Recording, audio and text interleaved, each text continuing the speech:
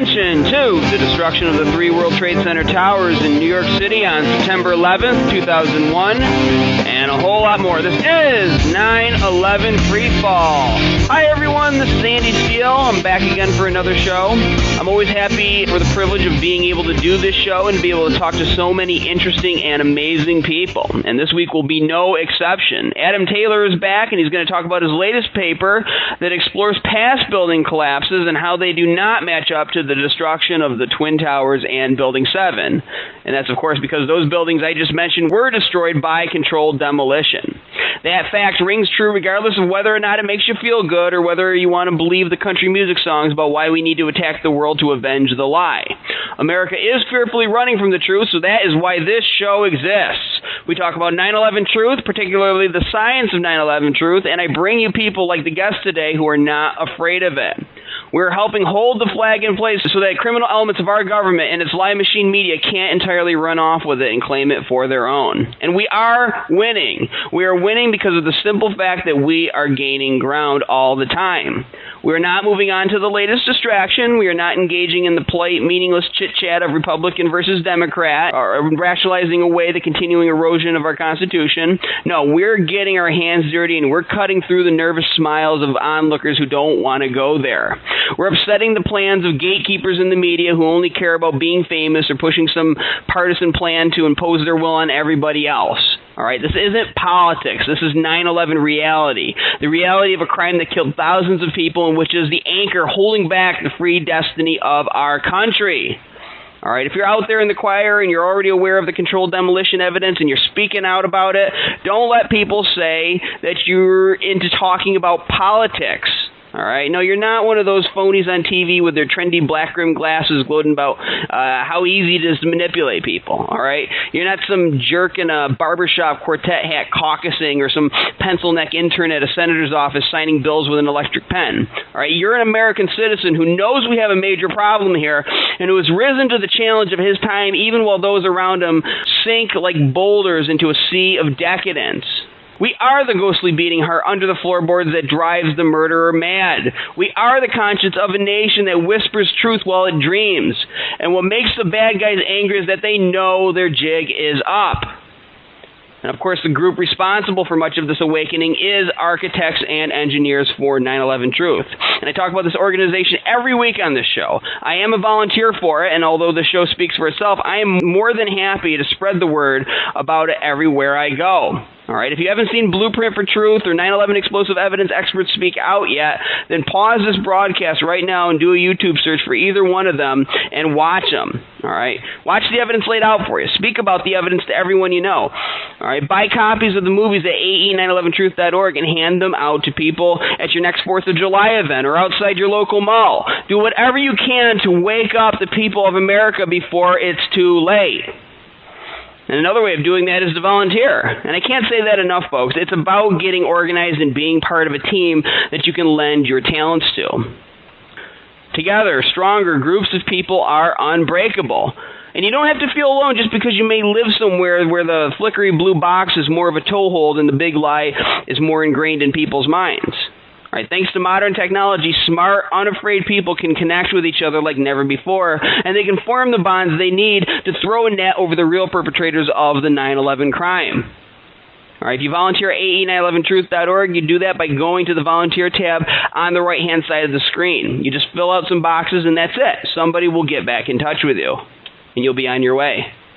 And folks, let me tell you, it's more fun telling the truth than being one of these grinning phonies pretending to either not know about the controlled demolition evidence or not caring about it. All right, even if you don't have a lot of time to spread the word, just knowing the reality of the situation is liberating enough. If for no other reason, then it separates you from these people who think they run things in America. And you know what I'm talking about. Gerald Celente, the pundit who appears on many alternative news radio shows, he calls them the people you couldn't stand in high school.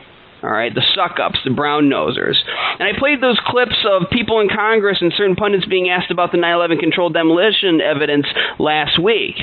And I got a video of it up at 911freefall.com. And you watch this video and you see what a bunch of uninformed, useless people these supposed representatives are. I'm sorry, I'm just telling it like I see it. And I'm not a particularly religious person, but I do understand the liberation felt by a message that says you don't need validation from anyone other than yourself and your God if you believe in one. That's because that's the truth. You don't need a title. You don't need $1 million or everybody knowing your name. You just need to be alive, enjoy your time here, and stand for something while you're on this planet. And being awake to what really happened on 9/11 really drives that point home, because you become instantly aware that your government, all right, the self-appointed God of our land here, is really just a collective of inept opportunists at their best. And really that the only people who make anything happen in it are some of the most vile people you would never ever want to be like. And they're the backbone to an establishment that feeds you the messages that are so toxic to the individual in our society. All right, so knowing what 9/11 was really about, it opens the door. And then you go down the rabbit hole, but there's a light at the end, because this makes you instantly reject these messages fed to you, because your mind is able to bounce them off. All right, it's able to repel them. It's like having your brain coated with steel. In my case, steel with an extra E at the end. So wake up, speak out, and help out. Okay, that's ae911truth.org. Go there right now.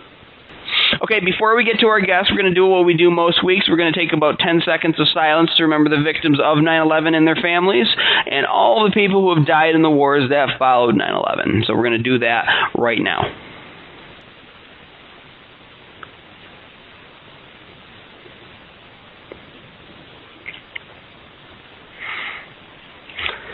And that is 10 seconds. Our guest today is Adam Taylor. Adam has been an activist and researcher in 9/11 Truth since 2007, and he is a contributor to the site Debunking the Debunkers. That's at 911debunkers.blogspot.com. He's also a volunteer writer and researcher for Architects and Engineers for 9/11 Truth, and we had him on last September to talk about his series of articles debunking popular mechanics, which is always fun to do. His YouTube channel is Citizen for 9/11 Truth. Adam, welcome back to 9/11 Freefall. Hey, Andy. Thanks for having me back. Well, I appreciate you coming on. Now, for most people who are being introduced to you for the first time, I know you've been on before and you covered this on a previous show, but tell us briefly again about yourself. What drew you into the world of 9/11 truth activism? Well, I first got interested in researching the events of 9/11 after I watched a documentary about it on the History Channel in 2007.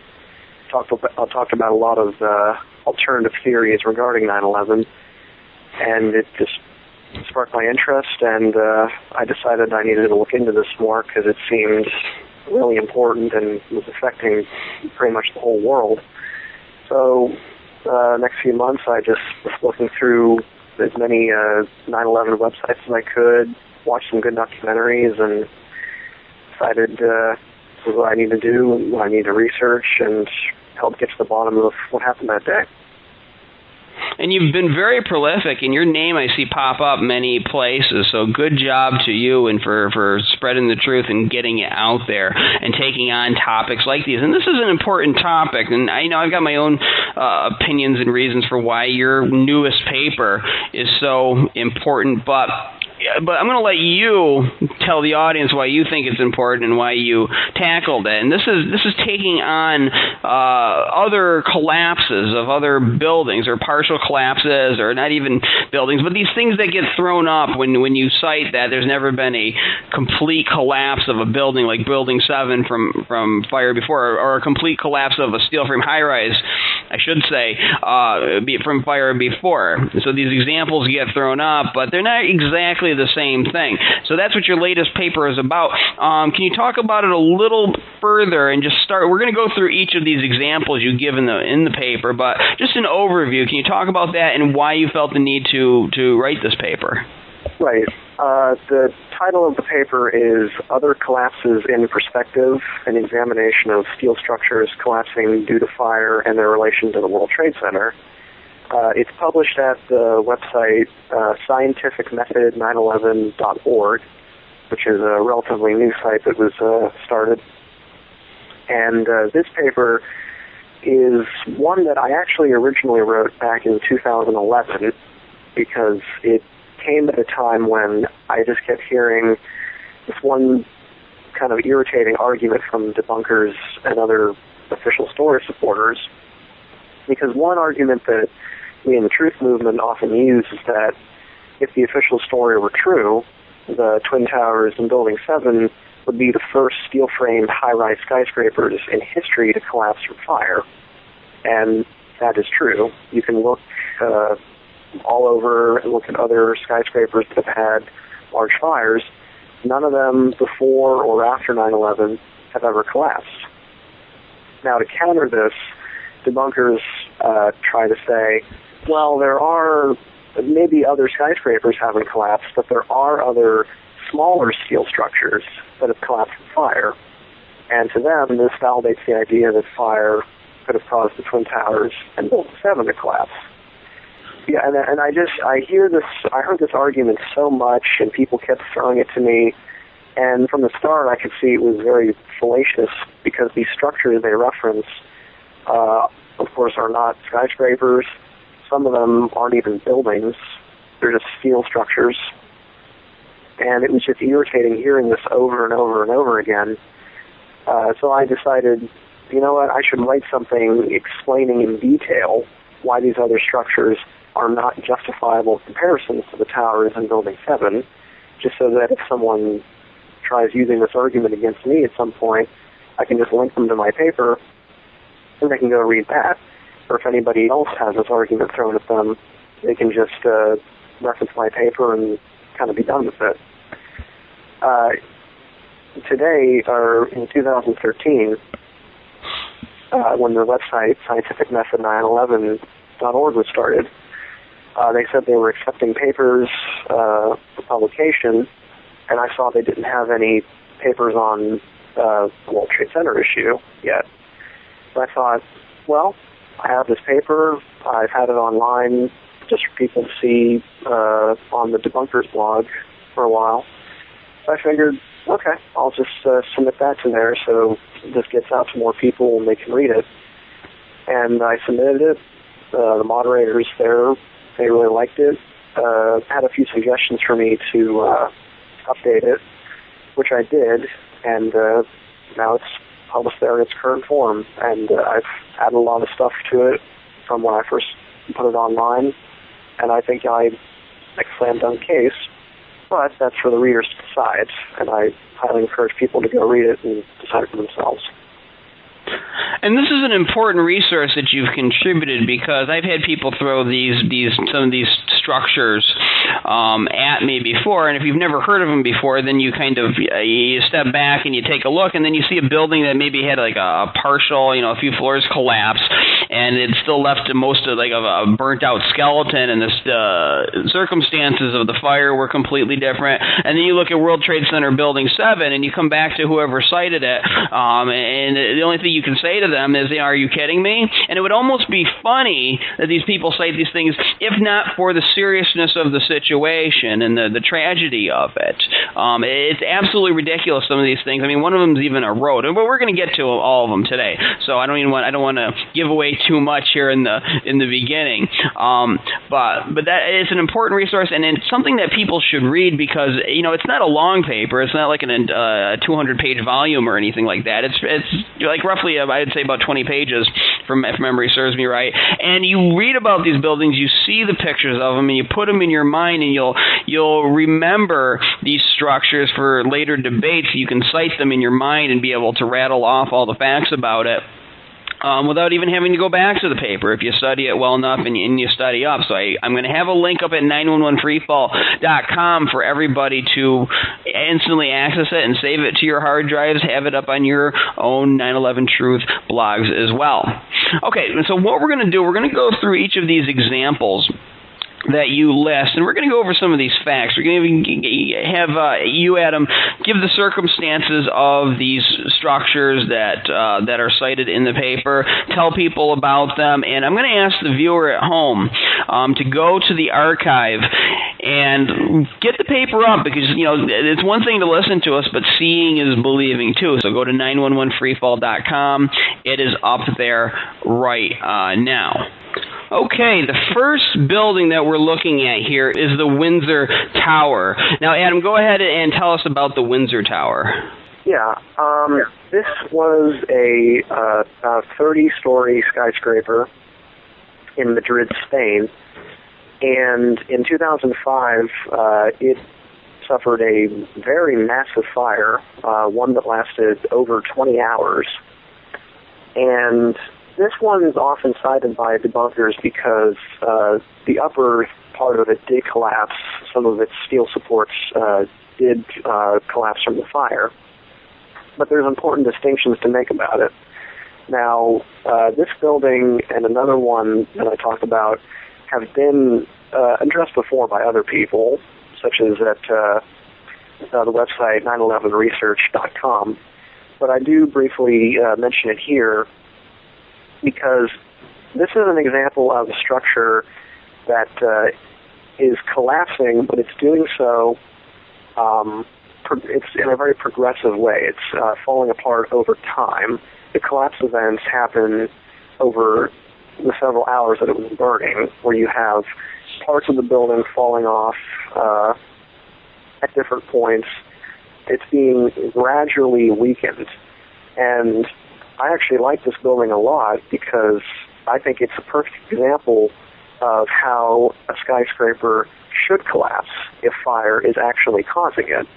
Now again, this wasn't a total collapse. The overall structure did remain standing. But you see, in the case of this building, when the fire is causing parts of it to fall off, it's happening over a long period of time. It's not instantaneous, as in the case of the towers in Building 7. And it's a massive fire that lasts for a very long time, unlike the fires for the Twin Towers in Building 7. The Twin Towers burned for 56 and 102 minutes, I believe, respectively. And Building 7, according to NIST, only burned somewhere between 3.5 and 4 hours. But with this building, the majority of it stands up. It collapses, parts of it collapse over a long period of time, and most of it stays up. And that's exactly the kind of thing that I would expect to see if fire is causing this kind of damage to a building. So I don't see this as being particularly a good comparison to the Twin Towers in Building 7, because everything about it's different from how fire supposedly affected the towers and World Trade Center 7.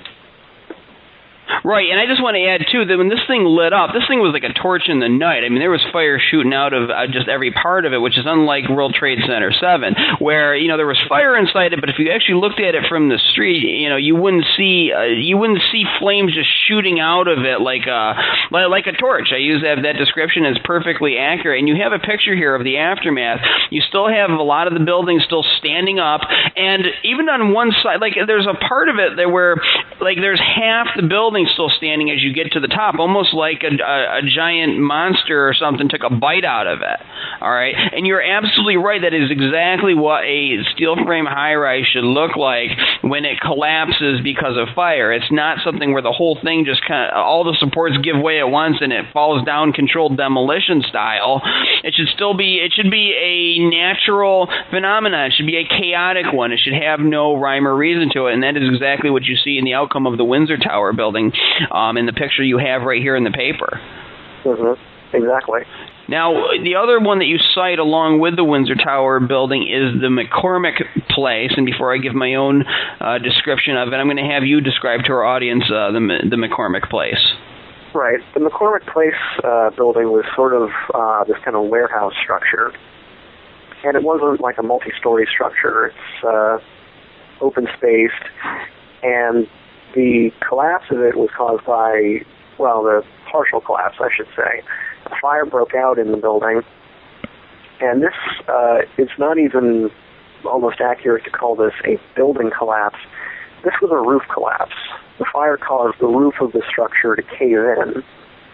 But again, this isn't something that should be particularly surprising, because as just a roof, it doesn't have the same kind of supports that you have in a multi-story superstructure like the towers in Building 7. Some people like to reference this structure because it had trusses that were similar to the towers, but you have to keep in mind that these trusses in this building failed, but the floor trusses in the Twin Towers, according to NIST, they didn't fail. It's because they didn't fail that supposedly caused the towers to collapse, that caused the inward bowing phenomenon. But we can see from the McCormick Place, the trusses behave in a way that not even NIST says that the trusses in the towers behave. So citing this as a comparison is just really faulty because it doesn't even behave the same way the towers are supposed to have behaved according to the official investigators. And again, it's not a total collapse. It's just a roof collapse. Most of the structure still stayed up. It's not surprising if a roof caves in because it doesn't have the same kind of inner support as the Twin Towers in Building 7 would have had.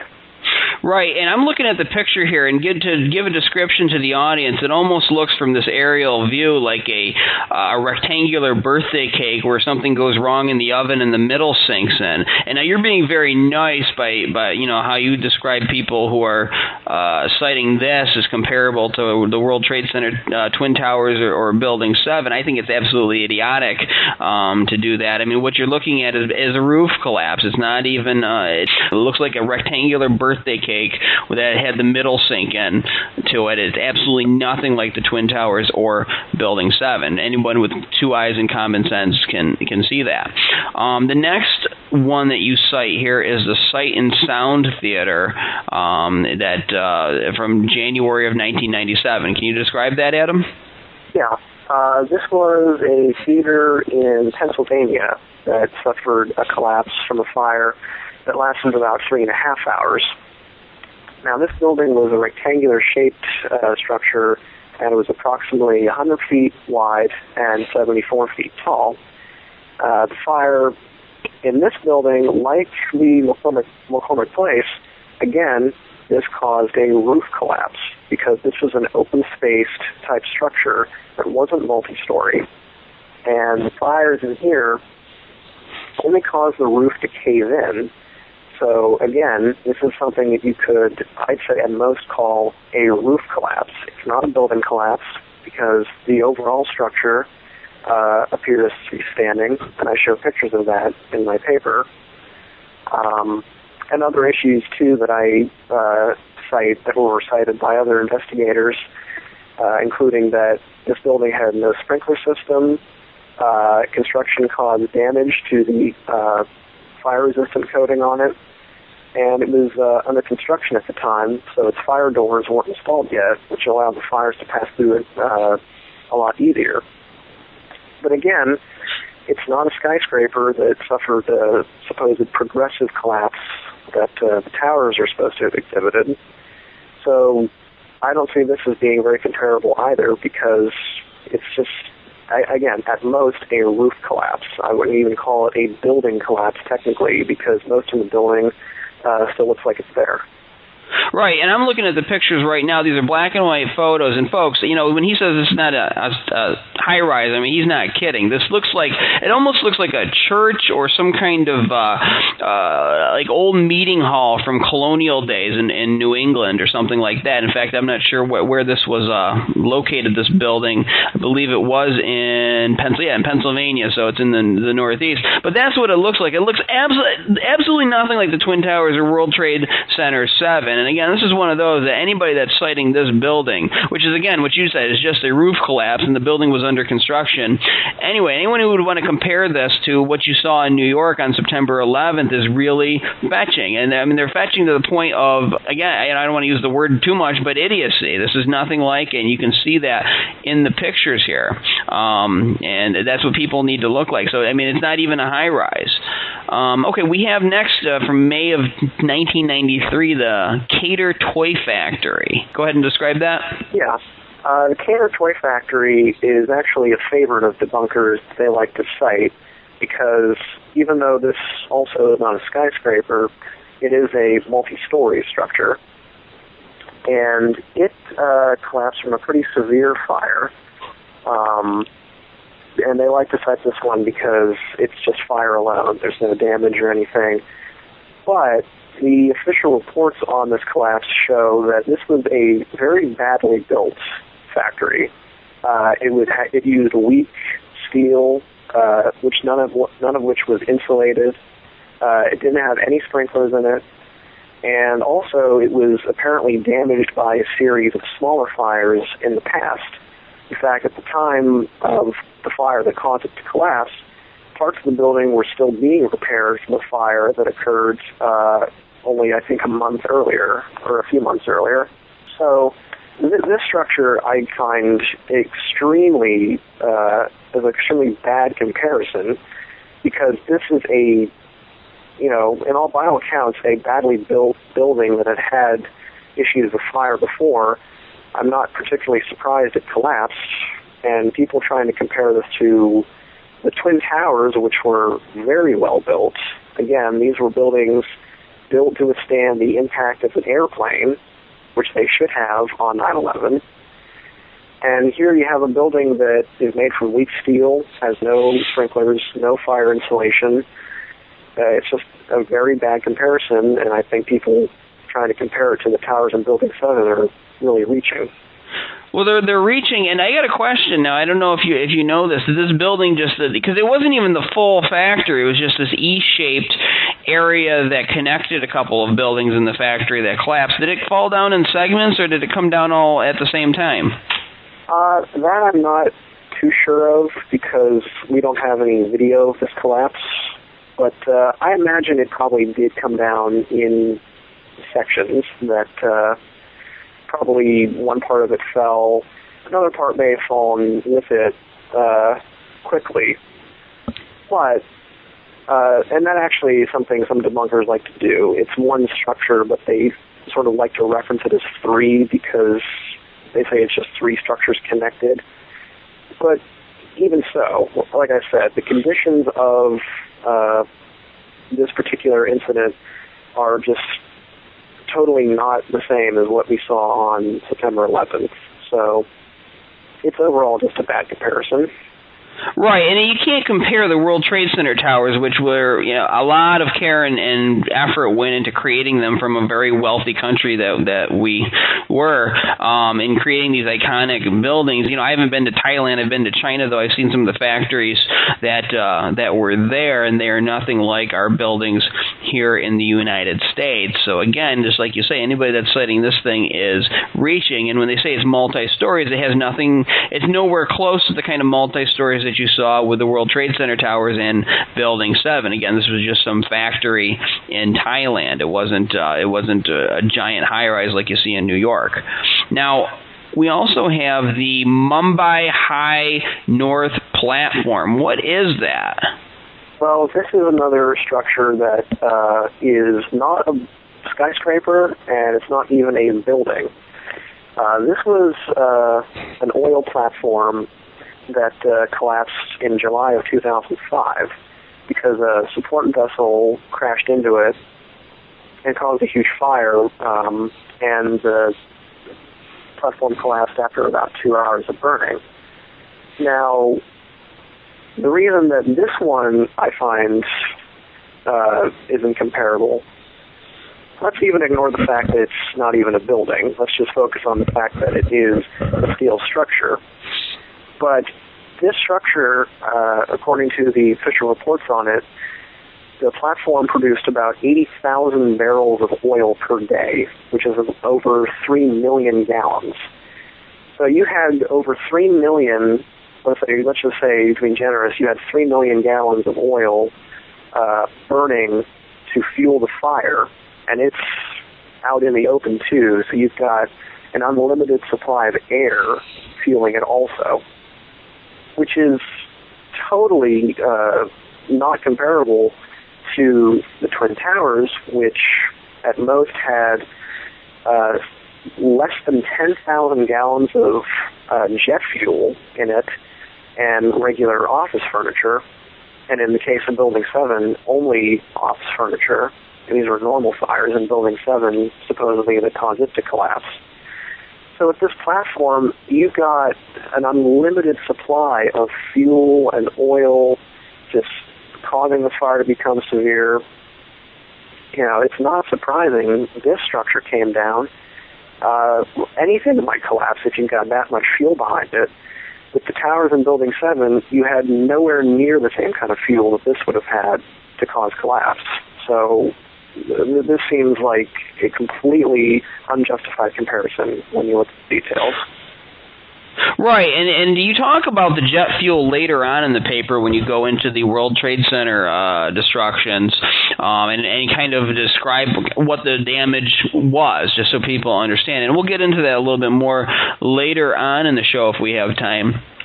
But this is absolutely different. You have an endless supply of fuel here, whereas with the World Trade Center towers, people are impressed by the big, massive fireballs shooting out of the building when the planes hit it. But the fact is, that means a lot of the jet fuel was spent in that massive fireball. So you had nowhere near the amount of fire, or amount of fuel for fire, I should say, in the World Trade Center towers as you did with this oil platform that caught on fire in 2005. And you cite somebody who stated that the amount of jet fuel in the trade centers could have been fit into a Ryder truck, correct, in your paper?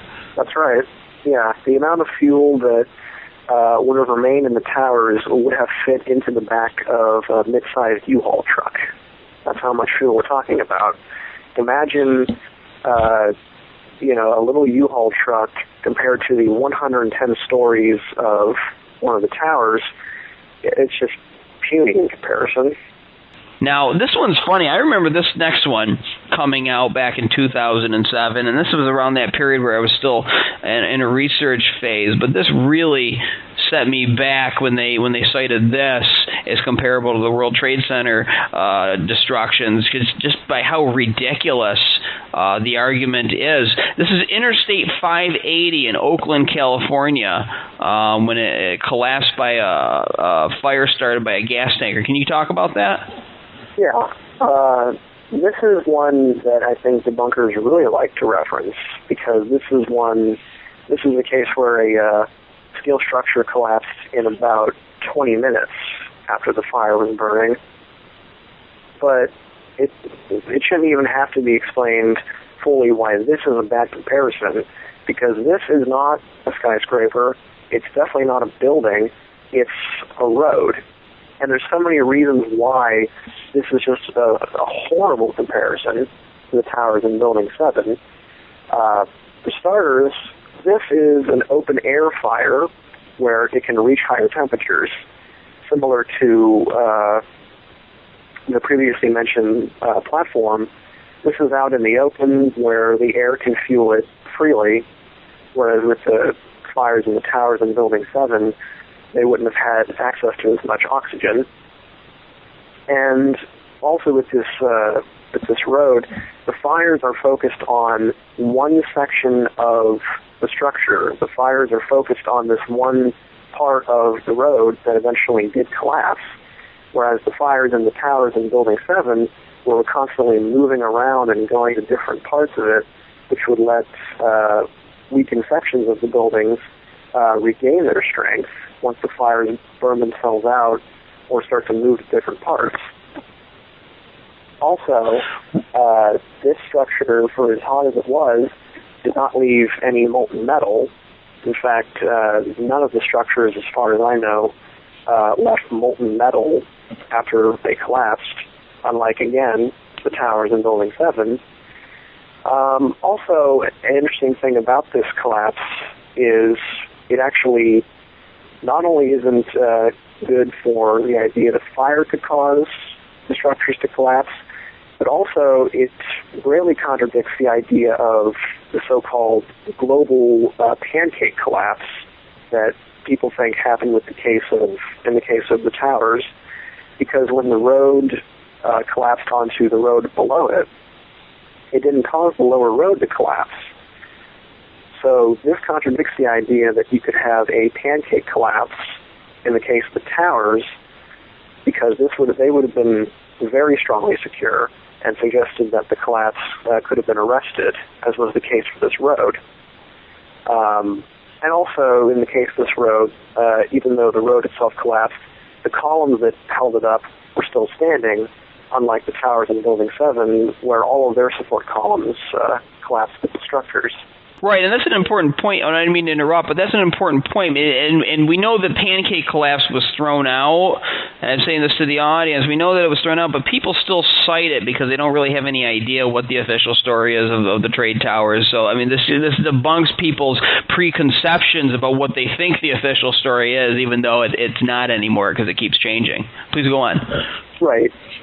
Also, when I looked at the official report on this collapse, they examined the steel and found that the steel was heated to temperatures of roughly 1,500 degrees Fahrenheit to as high as 1,800 degrees Fahrenheit. But in the case of the towers, we know that when NIST examined the steel, they found no evidence that any of the steel from the towers had reached temperatures above around 1,100 degrees Fahrenheit. And in fact, the highest temperature they did estimate for the steel was about 480 degrees Fahrenheit. So we know from just looking at all the steel that steel from this road was heated to higher temperatures, in fact, much higher temperatures than the steel from the towers. So again, every point you look at it, from how it collapsed to how the steel was affected, it's just not a good comparison to the Twin Towers or Building 7. Right, and anybody that cites this road collapse as some kind of debunking of 9/11 truth really ought to go hide under a rock and be ashamed of themselves. I'd be embarrassed even if I was on the other side to cite this. And you make a very important point about the fires. Now, first of all, the fires that this road was subjected to were hotter than the World Trade Center towers, but you don't have any molten steel at this site. That's because the fuel doesn't get hot enough to melt the steel. You also have the fact, like you said, that it was concentrated in one area, whereas in the World Trade Center 7, it was not. It got scattered. It moved around, and that's a really important point, because if World Trade Center 7 had a section collapse and then maybe another section collapse, but left a large part of it, well, then you would say, okay, fire did that. And there's other examples of buildings in the World Trade Center complex that we don't talk about because they had partial collapses. They fell in a way that goes along with a fire. They make sense, so we don't ever talk about them. We talk about these three buildings that don't make sense because, again, for World Trade Center 7 to make sense, every support would have to have given away pretty much at once for this building to fall the way that it did. And I challenge anybody to find any steel frame high-rise that has ever fallen in the way World Trade Center 7 did, in a controlled demolition style because of fire. But certainly it is not the same thing as a road.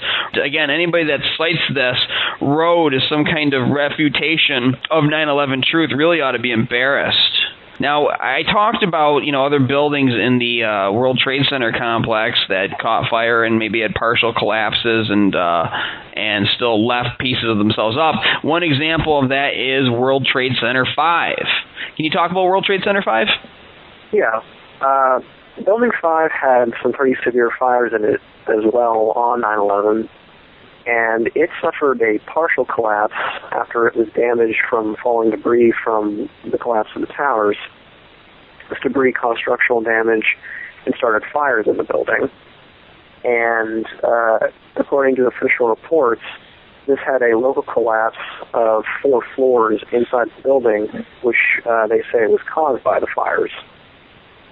Now, again, people like to cite this because they think it adds validity to the concept of a pancake-type collapse. But there's a lot of things to keep in mind about this structure. One is that its connections were much different than the connections in the towers of Building 7. This used a web truss, or let me see there. They used what are known as shear stubs for floors 4 through 8, which were the floors that collapsed. But when you look at other floor connections on other floors in the building, floor 9 was more of a traditional setup, and it was heated just as much as the other floors from the temperatures from the lower floors, but the steel on that floor only sagged. It didn't collapse. And in the case of the connections that did fail, you can see, and I cite these pictures in my paper, you can see that the shear tabs that connected these columns, they didn't even fail from the fires. It's only where you actually had the shear stubs connected to each other to the columns that they failed, but the actual tabs they were connected to, they stayed put because they were more firmly connected to the steel. So I would say that this collapse, this partial collapse, rather, is not comparable because you've got a case where it's just weaker type of connections in the building than would have existed in the towers in Building 7. And not only that, but the fourth floor in this building actually didn't collapse, even though it had floors 8 through 5 collapse onto it. And the reason that didn't collapse is because the third floor wasn't on fire, meaning that it had no heat below to weaken the fourth floor. So the fourth floor was very strong because it hadn't been weakened yet. So the fact that it wasn't weakened by fire means it could resist these upper floors collapsing on top of it. This is a major problem for people who say fire could have caused Building 7 to collapse. And we're told that this building collapsed because floor 13 collapsed down to the 5th floor. But you only had in this building no more than 3 floors on fire, one above the other at any given time, which means that you had floors that weren't being weakened from heat below that should have been able to resist the floors collapsing on top of it, because this building used much stronger supports and connections than would have existed in Building 5. So I don't see this as a good comparison, even though this one is often used. In fact, it was actually used in the BBC documentary trying to debunk theories surrounding Building 7.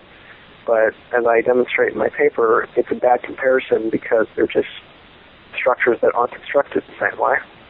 Well, yeah, and you look at this building, too, and again, there's no way you can compare this to Building 7, because, first of all, this was a partial collapse. That means there's still a portion of the building you can walk into afterwards. You wouldn't want to walk into it. It'd be very dangerous, but it's still there. And you look at this picture you have of this building, this looks nothing like Building 7 before it fell, because in this picture of the structure, you see more pink and yellow and orange of fire than you do of building. That's because it burns out and it burns away a lot of the building, but it leaves the steel skeleton. That is what World Trade Center 7 should have looked like if any part of it actually had fallen because of fire. Now, our next building is the Dogwood Elementary School.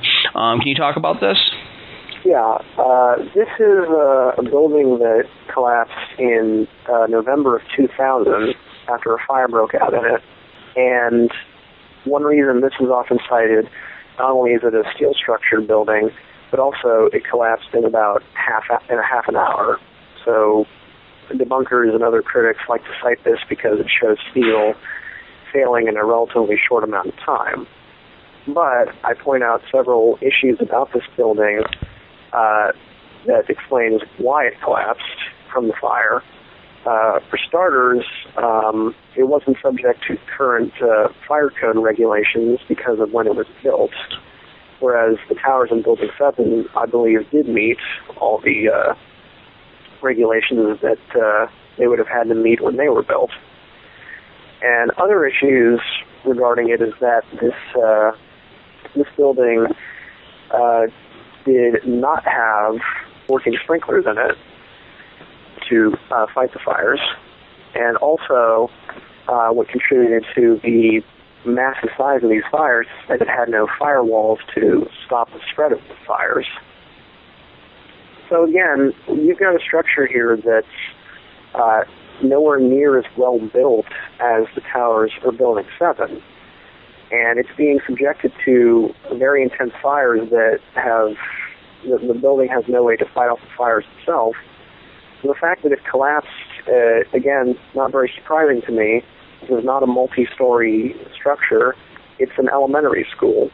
How you could compare an elementary school to massive steel skyscrapers that, again, were built to take the impact of airplanes. There's not many elementary schools that are built to withstand, a jumbo jet hitting it. So this is a really bad comparison if you try to use this. You're right, and I look at this, and you got pictures of the aftermath, but this was a single-story building in some rinky-dink town in Virginia, no disrespect intended for the residents of it. It's nothing like the World Trade Center towers or Building 7. And again, like you say, we can conclude that comparing the structure of the Twin Towers and Building 7 is unjustifiable. Again, it's embarrassing for anybody that wants to cite this because it is nothing like what we saw in New York. Now, the next one, I find this kind of ironic. It's the Faculty of Architecture building that suffered a partial collapse in 2008. I guess it's just kind of ironic that it's the Faculty of Architecture building who says that nature doesn't have a sense of humor sometimes. Can you talk about this? Yeah. This incident happened in May of 2008, and it started on the 6th floor of this 13-story structure, and it burned for a little over 7 hours, and eventually a section of the building collapsed from the fires. And I would actually say that out of all the structures that I talk about in my paper, this is the one that is probably the most comparable to at least the Twin Towers, because this collapse started on the 10th floor, and it did progress down to the bottom. And a lot of people like to say that this is comparable to the towers, as you have a top-down kind of progressive collapse that we see happening. But there's a lot of things you have to keep in mind. For starters, in terms of the severity of the fires, this structure burned much longer than the Twin Towers, and really burned probably longer than Building 7.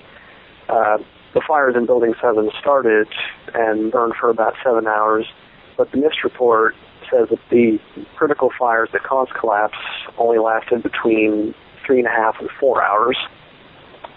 But even that aside, you have the issue of, again, this is a partial collapse. The whole structure did not collapse. Only one section of it did. Most of the structure did remain standing. And then you also have the issue of it's a building that's built a lot differently than the towers. It used sort of more concrete-type columns, and from reports I've read, it seems that the heat from the fires caused spallation of the concrete, which initiated the collapse. And not only that, but this collapse, I think, is another indication that what we would have seen on 9/11, had fire actually been the cause of collapse, the fires would have caused a much different event than what we actually did see. Because unlike a lot of the other structures I talk about in my paper, we do have a few videos of this collapse occurring. And when you time the collapse, you see that from top to bottom, for the 13 stories to collapse, it takes about 10 seconds. Now, the Twin Towers collapsed in around 13 to 15 seconds. But these are 110-story structures. And in the case of this architecture building, it's only 13 stories. So you have a 13-story structure taking about 10 seconds to collapse, whereas with towers, you have 110 stories collapsing in at most 15 seconds. And with Building 7, it's a 47-story structure collapsing in less than 7 seconds. So if these buildings, if the towers in Building 7 were really collapsing from fire, they should be taking a lot longer than the times we saw if this Faculty of Architecture building is any indication. So I don't... Right, and then, I don't mean to interrupt, but any debunker citing this is actually debunking themselves from what you're pointing out right here. Yeah, exactly. I think this structure is really bad for them to cite because it's they're kind of shooting themselves in the foot with it, because it just contradicts the circumstances of the tower collapses in just so many significant ways. Amazing. Now, in our last few minutes here, because you have a section called The Twin Towers and World Trade Center 7 in Perspective, you talk about some of the factors involved in the building destruction, things people just throw up saying, oh, well, that jet fuel, and they were hit by airplanes, what else do you want? Can you talk about that briefly? What real impact did these factors have in the destructions of these buildings?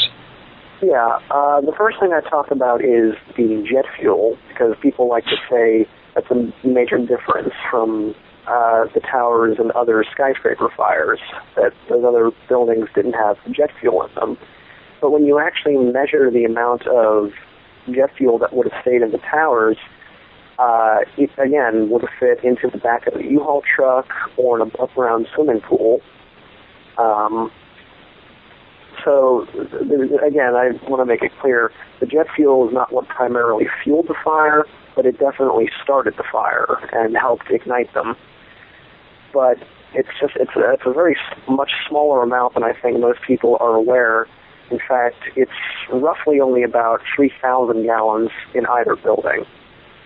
So it's not the full 10,000 gallons that would have been in planes when they first impacted. Now, in the case of the actual damage that the planes caused, because people like to cite that too, that the towers would have had structural damage, I cite literature showing that the damage parameters that NIST estimated are probably lower than what they say, that the damage probably wasn't as severe as NIST is claiming. And in fact, NIST says, in regards to what the impacts themselves did, what was really harmful to the structures was the fact that the fireproofing was supposedly blown off, that the impacts caused widely dislodged fireproofing. This report itself says that if fireproofing had not been widely dislodged, the towers likely would have remained standing. And I cite several reasons why the fireproofing could not have been widely dislodged. The first thing I point out is that with the North Tower, you have the plane impacting on the side opposite to where the collapse itself starts, where the fires would have been. The plane, as it enters the building, is going to lose a lot of kinetic energy, and how it's supposed to knock off the fireproofing all the way on the other side where the collapse starts doesn't seem very likely. The other reason I cite is that in this scenario, to widely dislodge the fireproofing, it involves the planes shredding themselves into these very small, kind of bullet-sized pieces, so that the debris spread out more and it's wiping the fireproofing off. But we know from the testimony of at least one eyewitness who escaped the South Tower, he says that he actually saw intact portions of the plane. In fact, he said the wing was wedged in his office doorway. So if he saw intact portions of the plane in the building, it's likely that the planes were not shredded into these tiny pieces. They were probably more realistically shredded into large chunks that would have just clattered around inside the framework of the towers. And in fact, I also point out that Purdue University's simulation of Flight 11's impact into the North Tower shows exactly that. The plane doesn't shred itself into these tiny pieces that NIST says. It's breaking up into large chunks that just fly around inside the structure. But the biggest thing I also point out is that when you look at NIST estimates of where the fireproofing occurs, and people can look this up, I talk about this on page 23 of my paper. People can go directly to it. They estimated fireproofing loss for each floor, but if you look at the area of where the maximum inward blowing is happening, which is what they say initiated the collapse and what the fire is causing, you can see that in this very area where this blowing is happening, NIST estimates that there's no fireproofing loss in that part of the building. And again, they say if the fireproofing hadn't been widely dislodged, the towers would have stayed up. But their own estimates show that there was no fireproofing loss in the section that they're concluding the collapse started. So they just flatly contradict themselves here and indicate that something else other than fires has to be causing the inward bound to happen. So in the case of the towers, I'd say that the jet fuel and structural damage are fairly moot when it comes to this, when it comes to these other structures that I talk about. And we know that in the case of Building 7, this claims that only normal office fires is what initiated the collapse, and that any of the structural damage that it sustained from the collapse of the North Tower didn't help to initiate the collapse. So these are parameters that need to be taken into account. They need to be examined, but I show that they're not great indicators that buildings should have collapsed. These buildings should not have collapsed from the fires and damage we saw on 9/11. They should have stayed up. You're absolutely right. This is an important episode to have, and this is one of those points that needs to be addressed, and I'm glad you wrote that paper, and I'm glad that we actually took the time to go through all of these examples and to wrap it up the way we did. Basically the same as you did in your paper, because people need to hear this, and they need to have this laid out for them. Your average person doesn't think about this so in depth. They don't actually explore these different examples like you did here. And again, folks, you got to read the paper, because again, seeing is believing. I'm going to have a copy of that up at 911freefall.com, and you got to go and check out Debunking, the Debunkers website that Adam Taylor writes for. He's a very prolific writer, and you need to know this guy and keep updated on his new work. Adam, I want to thank you for coming on 911 Freefall. We are now out of time. Remember, folks, you can listen to this program every Thursday night at 10 o'clock Eastern, 7 o'clock Pacific on No Lies Radio. This is Andy Steele saying have a great week and good luck.